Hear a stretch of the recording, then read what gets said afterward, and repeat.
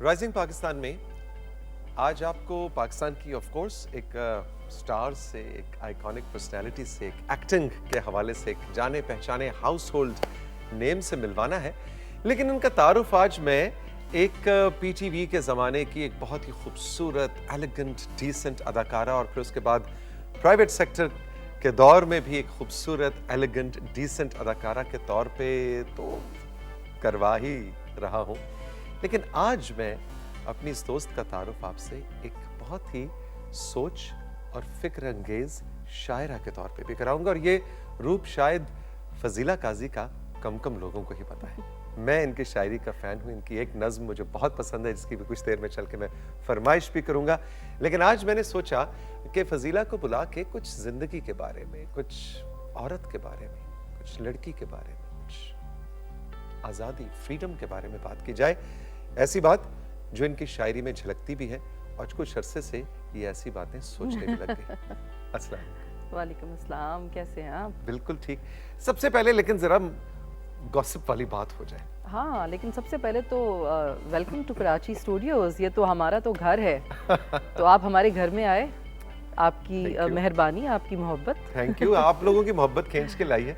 इतने सारे नाम थे, इकट्ठे हो गए मेरी लिस्ट पे कि जिनको मेरे शो में आना था। मैंने कहा चलो खुद ही बक्सा बांध के चलते हैं। नहीं, बहुत अच्छा किया आपने। मतलब आप यहाँ आ गए तो देखे ना, आपकी वजह से हम भी यहाँ आए। और मैं तो जब आज यहाँ एंटर हुई पीटीवी के कॉरिडोर्स में तो मैं तो नॉस्टैल्जिक हो गई। मुझे तो सारा अपना वो वक्त जो मेरा शुरू का वक्त था वो मुझे याद आया, जो स्टारडम हमने एंजॉय किया है। ये तो हमारा मदर इंस्टीट्यूशन है, तो यहाँ से जो हमने स्टारडम एंजॉय किया है, जो हम ब्रांड्स बने, तो यहाँ के वही सब चीज़ें इन्हीं कॉरिडोर्स, इन्हीं स्टूडियोज़ में। बल्कि ये स्टूडियो डी में तो मैंने इतना काम किया है और बड़े बड़े प्रोजेक्ट किए हैं, और वो सारे प्रोजेक्ट्स जो जिनसे मुझे बहुत शनाख्त मिली।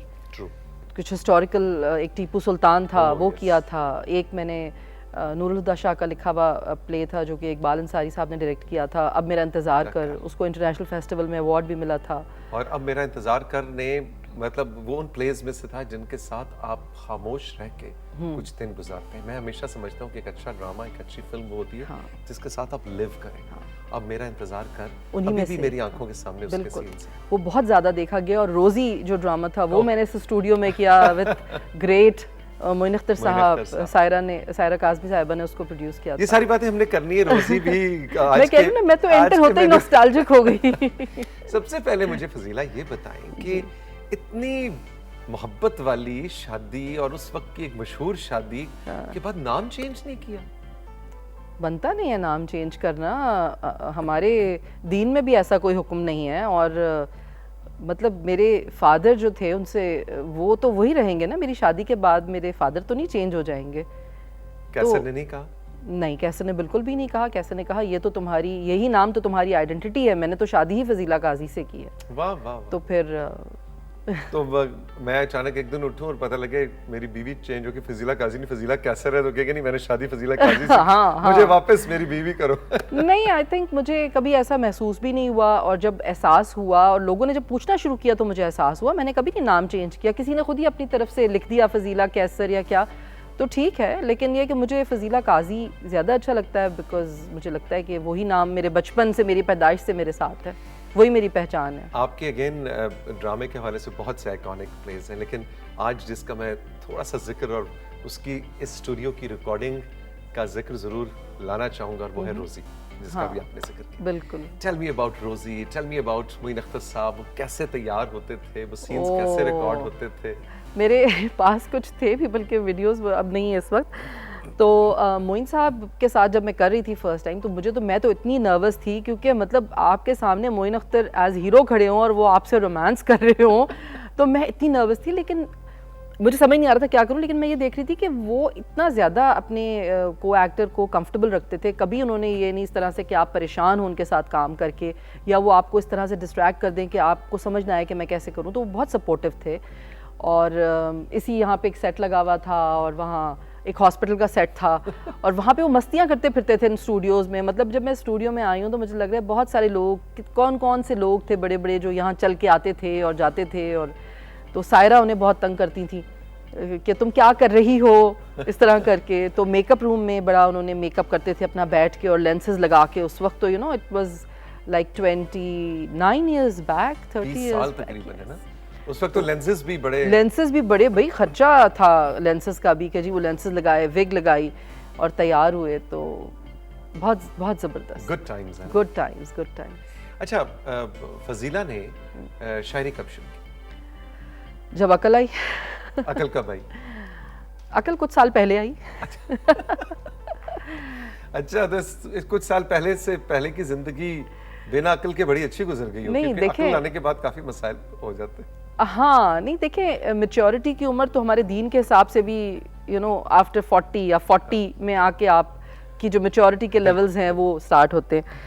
तो बस कुछ सोचें आई जहन में, और मेरा ख्याल है कि कुछ वक्त आपको मिलता है खुद अपने लिए।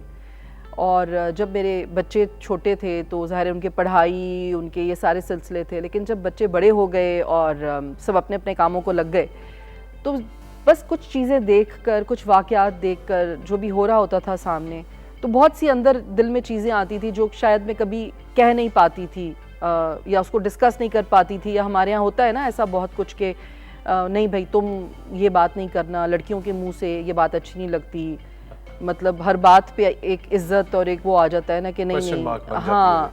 तो बस फिर वो चीज़ें शायरी के ज़रिए निकलना शुरू हुई और सडनली मैंने भी अपने आप को इसी तरह अचानक ही ये चीज़ अपने अंदर रिवील की कि अच्छा मैं शायरी कर सकती हूँ, ओके, मतलब ये एक बहुत अच्छी तरीका है कि जो बात मैं सोचती हूँ उसको यहाँ निकाल दूँ। और जो आपकी, वैसे तो आज 2-3 चीज़ें आपसे सुनने का इरादा है, लेकिन एक छोटी सी लड़की फजीला की एक नज़्म है, बहुत ही मुख्तसर सी आज़ाद नज़्म है, मुझे बहुत पसंद है। हाँ। तो मैंने उस दिन जब फजीला को फ़ोन किया, मैंने कहा आपने मेरे शो में ना, मैंने कहा आपने एक छोटी सी लड़की की ज़रूर सुनानी है, बिकॉज़ मुझे बहुत पसंद है। बिल्कुल, आपने कहा अगर इनायत हो तो। जी जी बिल्कुल। वो तो ये जब बहुत अंदर सब कुछ चल रहा था, होता है ना, कभी चल रहा होता है बहुत कुछ आप करना चाहते हैं और आप नहीं कर पाते, लेकिन आपके अंदर मतलब मैं कितनी भी बड़ी हो जाऊँ, वो छोटी सी बच्ची हमेशा मेरे अंदर रहेगी। और अगर मेरी बेटी होती, यकीनन, कोई अभी तो माशाल्लाह 2 बेटे हैं, लेकिन अगर मेरी बेटी होती यकीनन, तो मैं वो सब कुछ उसके अंदर डाल देती, वो कॉन्फिडेंस, वो हिम्मत, वो करेज जो मेरे अंदर थी, लेकिन मैंने उसको कभी यूज़ करने की कोशिश नहीं की।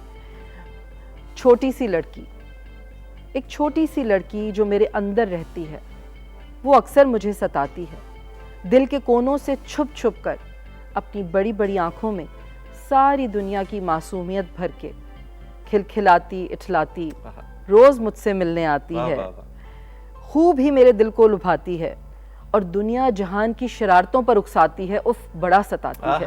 वाह वाह वाह, मुकर्रर इसको जरा, इस पीस को जरा दोबारा इनायत कीजिएगा। वाह वाह। सारी दुनिया की मासूमियत भर के, खिलखिलाती इठलाती रोज मुझसे मिलने आती है, खूब ही मेरे दिल को लुभाती है और दुनिया जहान की शरारतों पर उकसाती है, उफ बड़ा सताती है, मेरी जिंदगी मुश्किल बनाती है। बस फिर मैं उसे बहलावों के कुछ खिलौने और डरावों की चंद थपकियां देकर सुला देती हूँ। वाह वाह वाह वाह वाह, थैंक यू। क्या इसका मतलब है कि एक छोटी सी लड़की, जो फजीला के अंदर एक छोटी सी लड़की है, उसको बचपन में शायद कुछ फ्रीडम, कुछ आज़ादी के ऊपर रोक टोक रही होगी? नहीं, वो आपके थारसेस हो रहा है? नहीं नहीं नहीं, ऐसा नहीं है। मेरा बचपन बहुत ही अच्छा था, मतलब ऐसे इस तरह से अगर आप देखें, देखिए फ्रीडम ऑफ स्पीच का तो हमारे यहाँ हमेशा से प्रॉब्लम है। अच्छा, उसके लिए ज़रूरी नहीं है कि जो आपके अतराफ़ में लोग हैं वही आपको रोकते हों। कभी कभी आप बहुत सारी चीज़ें देखकर, सोसाइटी के बहुत सारे इश्यूज़ को देखकर भी घबरा जाते हैं और डर जाते हैं और अपने अंदर ही सिमट जाते हैं। तो ऐसा भी होता है। लेकिन मेरे बचपन में तो ये कि मेरे बाबा मुझसे बहुत प्यार करते थे और मेरे बाबा ने आज तक मुझे कभी नाम लेके नहीं बुलाया, हमेशा उन्होंने मुझे अम्मा कहकर बुलाया। अरे वाह। क्योंकि हमारा सिंधी बैकग्राउंड से ताल्लुक़ है, मेरे बाबा सिंधी बोलने वाले, मेरी अम्मा टिपिकल उर्दू स्पीकिंग, तो बड़ा अच्छा कॉम्बिनेशन था और हमारे बड़े स्विच करते हैं हम ज़बानों को, ऐसे सिंधी बोलते बोलते उर्दू बोलते हैं। तो बाबा ने हमेशा मुझे अम्मा बुलाया, तो मुझे वहाँ पे बहुत ताकत मिली, क्योंकि मेरा बाप एक ऐसा आदमी था जिसने मुझे हर चीज़ करने की इजाज़त दी। फिर जब मैं टेलीविज़न में आ रही थी और मॉडलिंग करना चाहती थी, उस वक्त भी नहीं रोका, हालांकि लोगों को लगता था कि लोग रोकते होंगे और ज़मींदार और ये वो, बड़ा ऐसा कुछ भी नहीं था, बल्कि मेरे फैमिली के जितने भी लोग थे सब बहुत Supportive. सपोर्टिव थे। तो लेकिन बस जब आप बड़े होते हैं तो आप बहुत सारी चीज़ें दुनिया में होते हुए देखते हैं जिनमें आपको लगता है कि नहीं, यहाँ मेरा बोलना मुनासिब नहीं है, यहाँ बोलना मेरे लिए ख़तरनाक होगा, यहाँ बोलना मेरे लिए शायद मेरी फैमिली के लिए कुछ प्रॉब्लम होगा। और फिर थोड़ी सी बोल्ड बात है, लेकिन मुझे लगता है कि हमारे यहाँ बस मर्दों की और फैमिलीज़ की इज़्ज़त बस औरतों के साथ ही जुड़ी हुई है। औरत का बोलना, औरत का बात करना, औरत का कोई स्टैंड लेना, तो वो फ़ौरन इज़्ज़तें वहाँ आ जाती हैं। अरे भाई, आपकी अपनी इज़्ज़त है। अल्लाह ताला ने हर इंसान को इंडिविजुअल बनाया है, हर इंडिविजुअल का अपनी एक पर्सनैलिटी है, अपनी एक सोच है। तो आप कैसे उनको अपने नामों के साथ लगा के, जोड़ के और ये बता के कि जी बस क्योंकि आप से हम मोहब्बत करते हैं, आप हमारी इज़्ज़त हैं, तो आप बस मर जाएं, आप सो जाएं, आप मुंह छुपा लें, आप बात ना करें, आप ज़बान बंद कर लें, आप कान बंद कर लें, ऐसा नहीं होता। फजीला हमारे साथ मौजूद है, फजीला काजी। आज इनकी शायरी और इनकी सोच और फिक्र के हवाले से खुसूसी नशिस्त है जो मैंने सजाई राइजिंग पाकिस्तान के सेट्स पे। एक छोटा सा वक्फा, अभी मिलते हैं।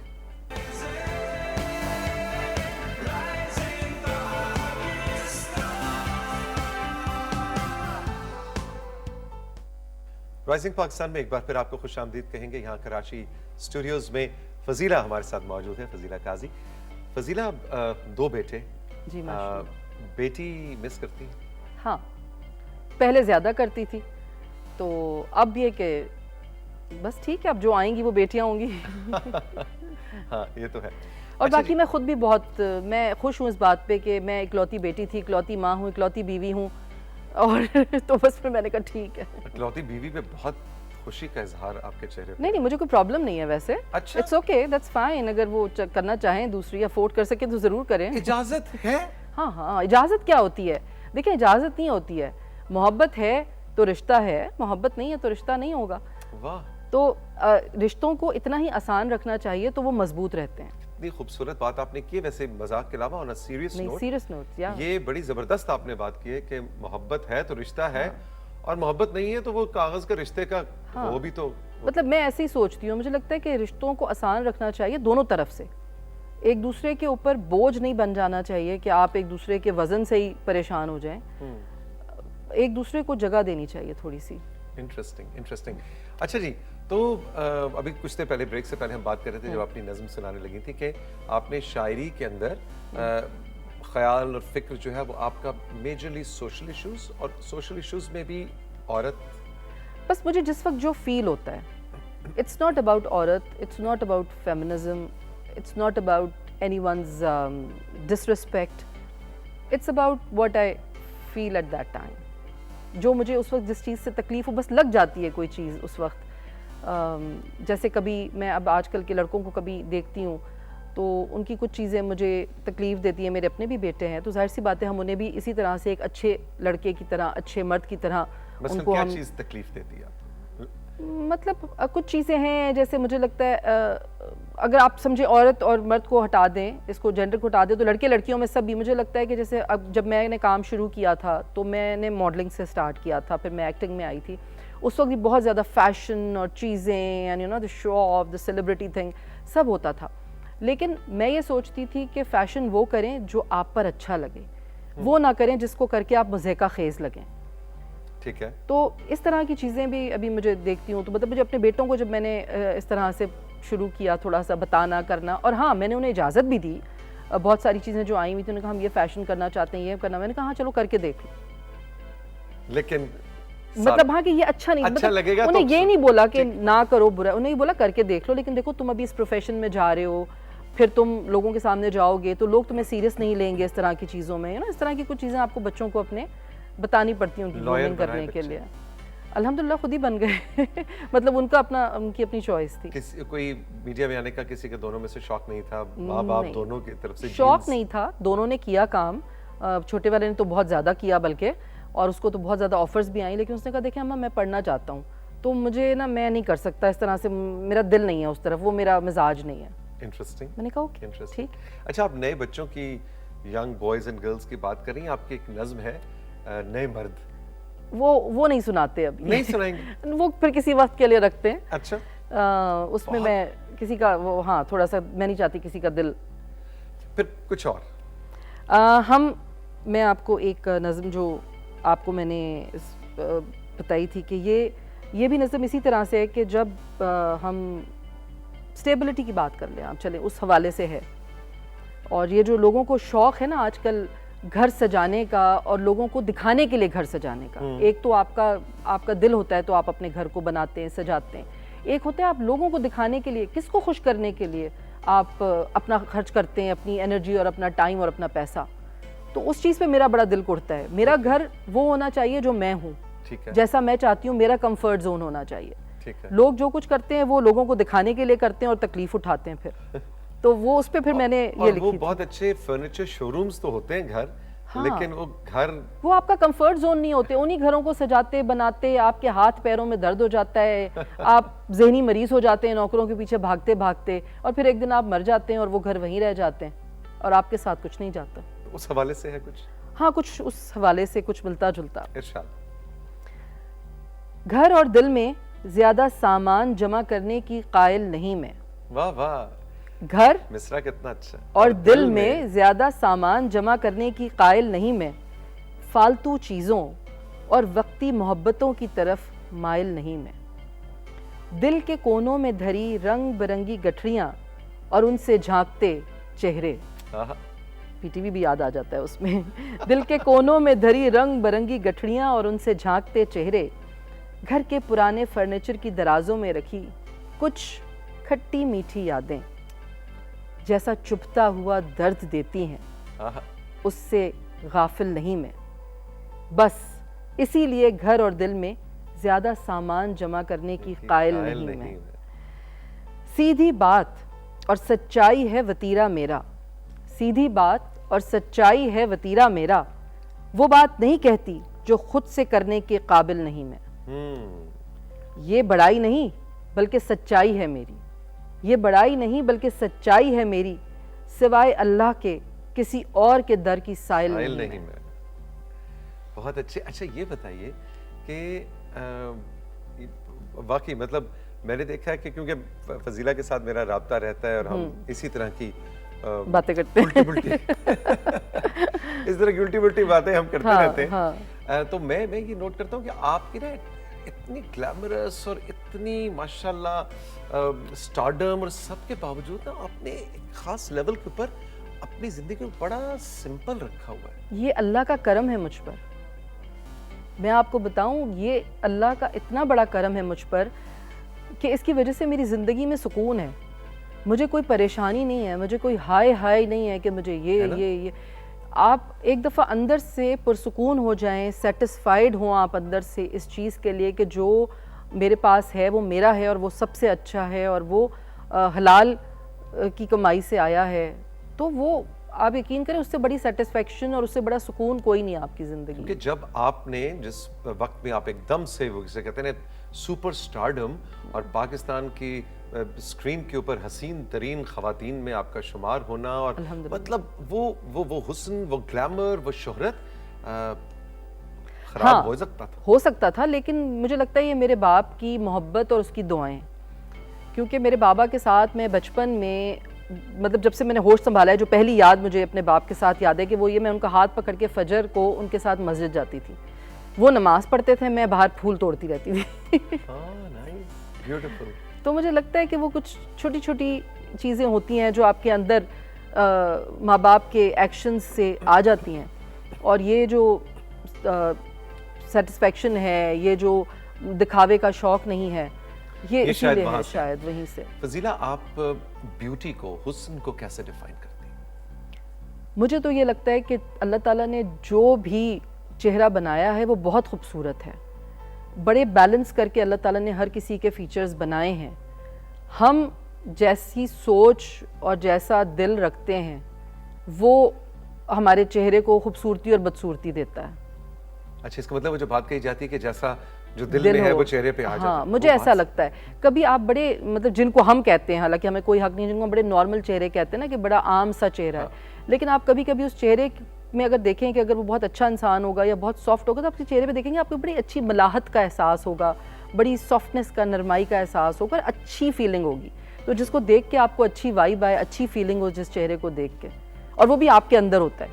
आप जिसको पसंद करते हैं वो आम सा चेहरा भी आपको बहुत खूबसूरत बिल्कुल लगता सही, है, और जो आपको बिल्कुल पसंद नहीं है वो कितना भी हसीन हो वो आपको जहर लगता है। ये बात बिल्कुल सही। अच्छा, कॉस्मेटिक इंडस्ट्री पूरी दुनिया की मतलब टॉप 3-4 इंडस्ट्रीज में से कॉस्मेटिक्स, और उसके अंदर एडवर्टाइजिंग, फिर मार्केटिंग, फिर चैलेंजेस, फिर ये बोटॉक्स, ये करा लो, यूं खिंचवा लो, यूं कर दो, यूं कर दो, और ये ये सारी इंडस्ट्री ये रूल कर रही है इस वक्त ह्यूमन बिहेवियर और लाइफस्टाइल को। इस सारी चीज को आप कैसा देखते हैं? मुझे ये लगता है कि देखिए, अगर तो आपके वाकई कोई मसला है आपके चेहरे में, अगर कुछ चोट लग गई है, कोई वाकई ऐसी चीज़ है, उसके लिए आप वो कॉस्मेटिक सर्जरी कराएं ज़रूर जाके।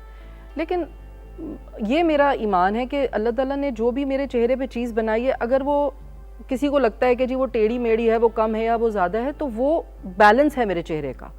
अगर आप उसको छेड़ेंगे तो वो आपकी खूबसूरती को, आपके चेहरे के उसको ख़राब कर देगी फीचर्स को, क्योंकि आप एक को छेड़ेंगे तो दूसरा फीचर ख़राब हो जाएगा, आप दूसरे का बैलेंस आउट कर देंगे। तो इसलिए मुझे कोई इंटरेस्ट नहीं है, जिनको कराने कराएं, जिसका दिल है कराए भले शौक़ से कराए।